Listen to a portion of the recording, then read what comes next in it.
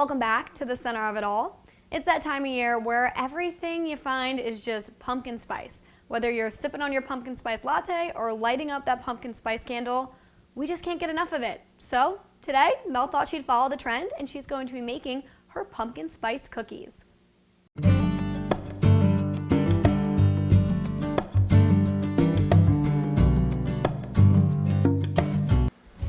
The frost is on the pumpkin. Time to get out those sweet and savory recipes for soups, side dishes, and all sorts of desserts. Join me this morning. I'm making pumpkin cookies.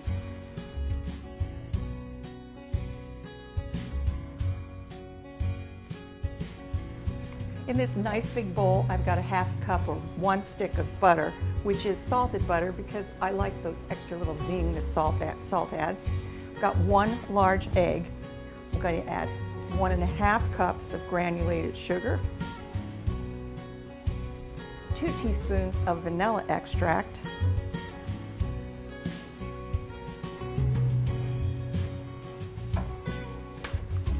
and 1 teaspoon of pumpkin pie flavoring.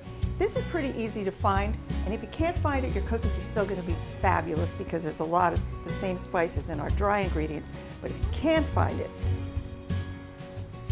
it really is a great flavor enhancer for these cookies.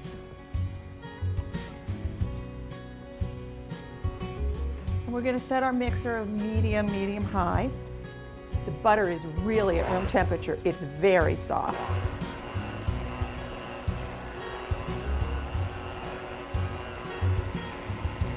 This will make a little bit of noise, but I usually let it go for just about a minute, no longer. It's cookies, it's not cake baking. Just quickly stop my mixer. I'm going to add 1 cup of pumpkin, 100% pumpkin puree. This is canned pumpkin, which is absolutely not a compromise, but if you do grow your own pumpkins and roast them and make your own puree, feel free to do it. I've done it, it works fabulous. I'm going to scrape down the sides of the bowl a little here. And we're going to incorporate our pumpkin.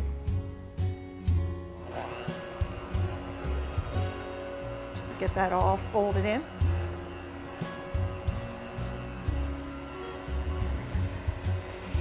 Maybe another minute.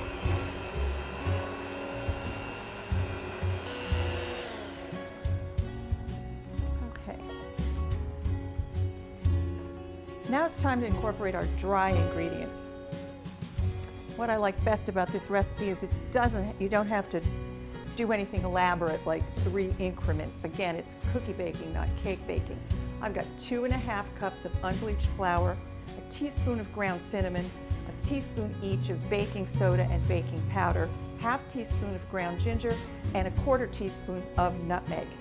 And I'm just putting them all in at once. How easy is that? Now on low speed of the mixer, we're just going to start folding.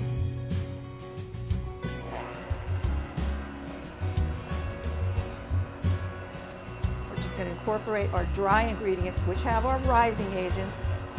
We've got our baking soda and our baking powder, so that rising from 1, your baking soda is going to start almost immediately, and then your double acting baking powder is going to give it the second puff or the second rise when it hits the heat of the oven.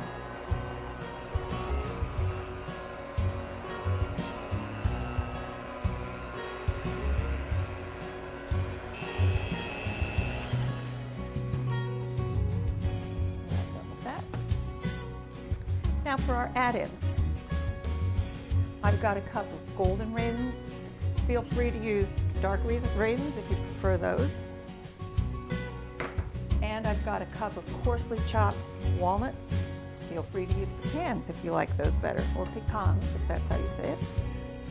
And now we fold manually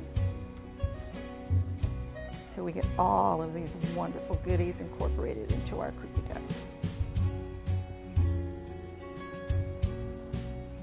The spices smell wonderful and they haven't even been in the oven yet. Okay, I'm going to take a second to wash my hands, and when we come back, we're going to get these on the pans and get them baked. I've lined two nice big 17.5-inch baking pans with a sheet of parchment. I like to use a 2-inch ice cream scoop to measure this. You are always going to get 1.5 dozen cookies. You might get 1 or 2 more than that, but you're always guaranteed 1.5 dozen with a 2-inch ice cream scoop. You have to do these are big cookies, so you're going to do 12 to a pan. Nice, even scoops, fully loaded.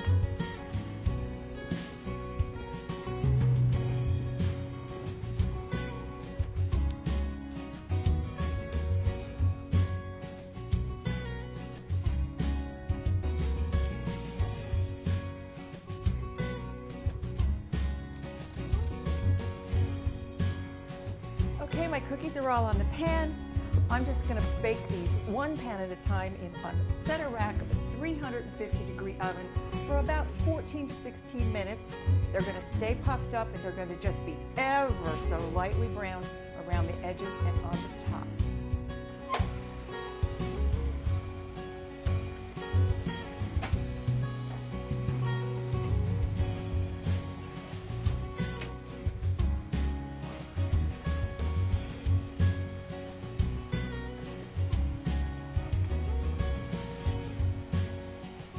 My cookies are all out of the oven, but these have to cool. The ones we baked today have to cool for 2 or 3 hours. I baked these last night so that I have some ready to go on camera. I've made a really nice little drizzle here and I put it in a squeeze bottle. And I've got 1.5 cups of confectioner's sugar mixed with 1/4 cup of milk and the same extracts, the apple pie flavoring and the vanilla, 2 teaspoons of vanilla, 1 teaspoon of apple pie extract, and I'm just going to pumpkin pie flavoring, and I'm just going to drizzle the tops of these cookies.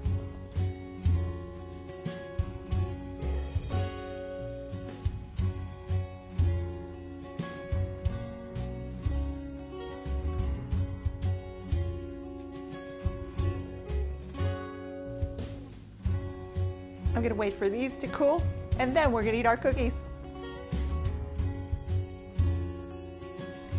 These cookies are perfect to sell at a fall bake sale, take to your Halloween costume party, and they're a great kid-friendly addition to your Turkey Day dessert buffet.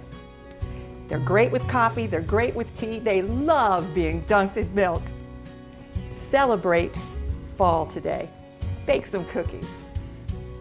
For these and all my recipes, just go to my website.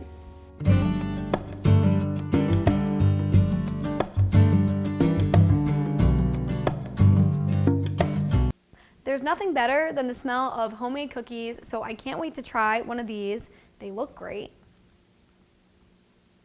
That is so good. It tastes like a homemade pumpkin pie, but the frosting that's on the top here reminds me of the inside of a pumpkin roll. These are great. You're definitely going to want to try these out this fall. But make sure to stay with us because we'll have more right here on the Center of It All.